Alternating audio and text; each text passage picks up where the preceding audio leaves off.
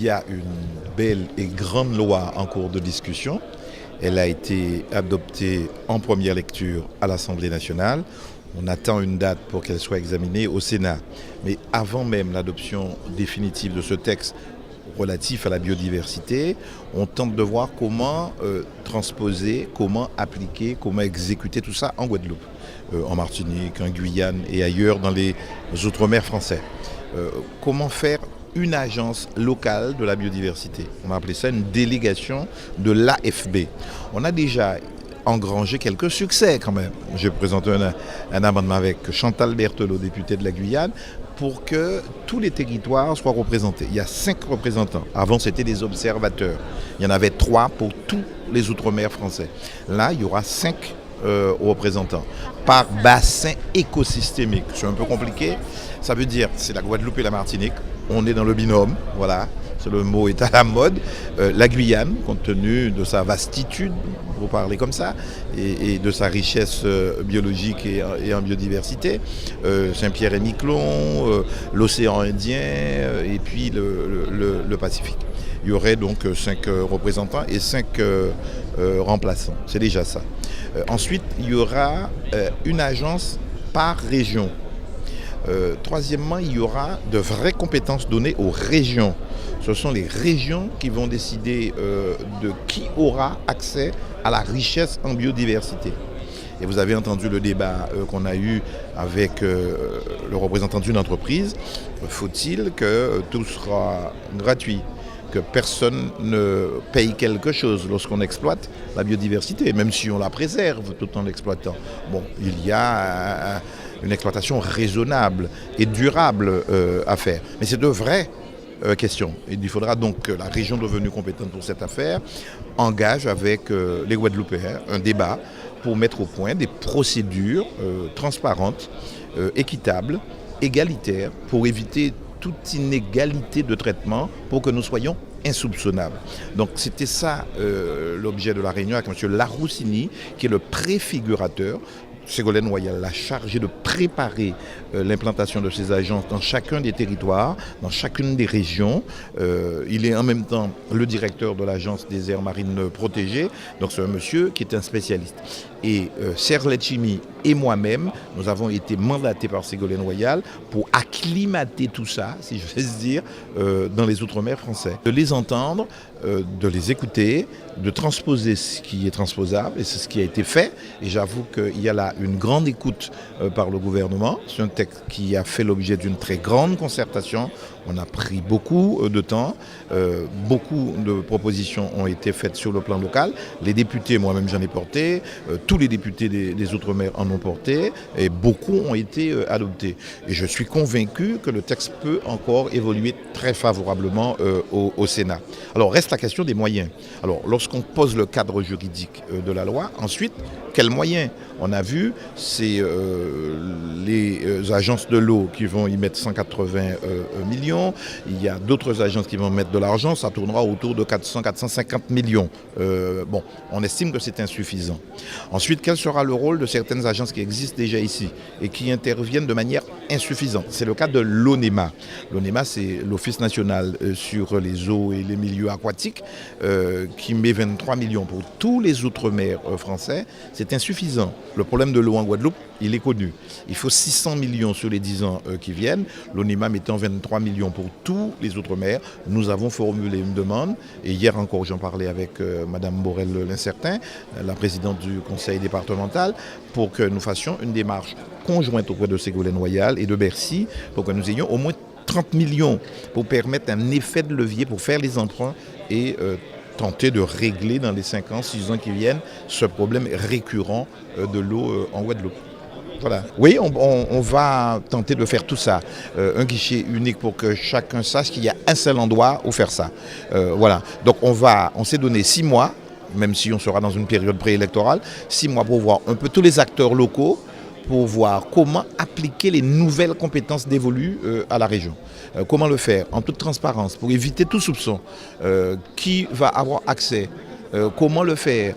Quels critères ? C'est quoi une petite entreprise ? C'est la question posée par quelqu'un.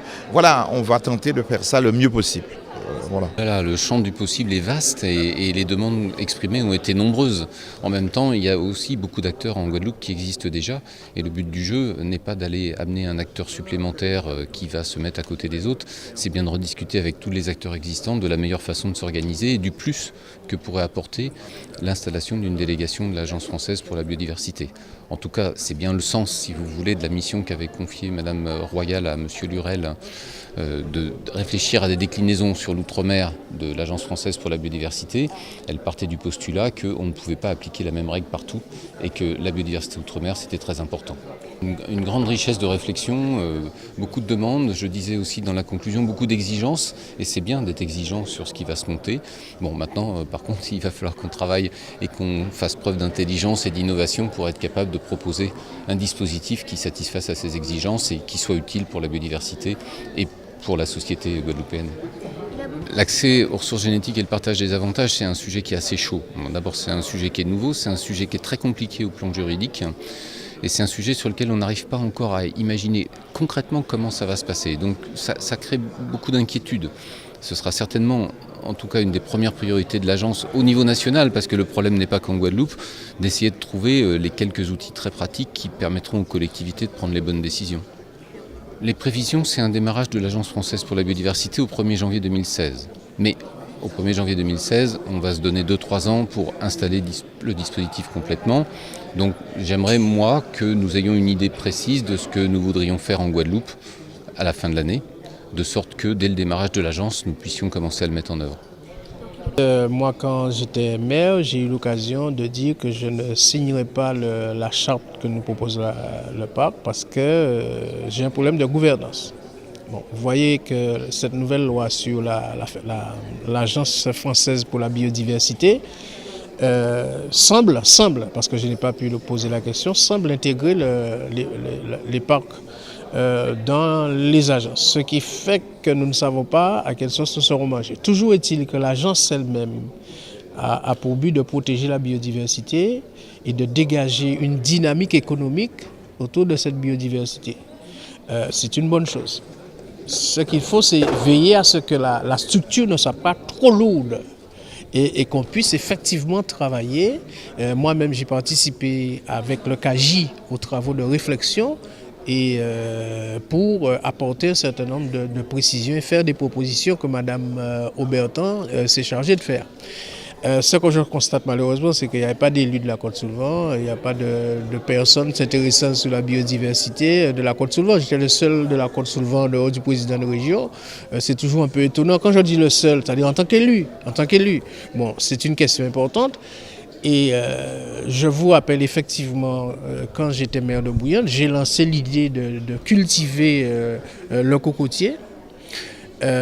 Ensuite, de faire de Bouillante un grand verger, c'est-à-dire de planter des arbres fruitiers et qui résistent à la chaleur, puisque le changement climatique dit que les endroits déjà les plus chauds seront encore plus chauds.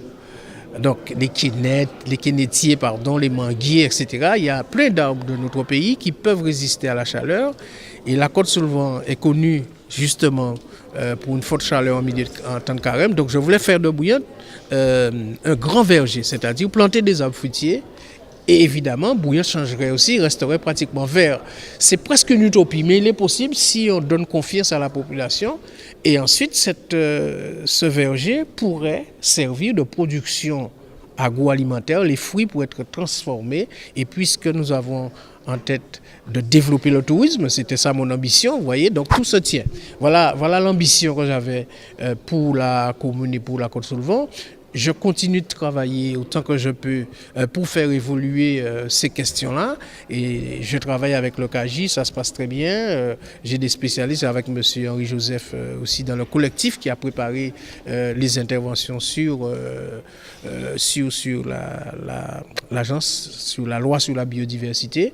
Aujourd'hui, le président de région a réuni ceux qui sont intéressés. C'est une initiative nécessaire dans la mesure où effectivement il est difficile de trouver comment faire fonctionner, quelle relation avec les collectivités, quel financement.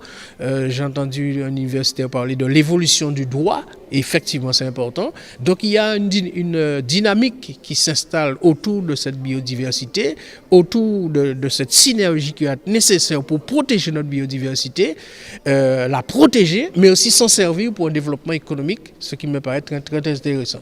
Tout sera après question d'état d'esprit.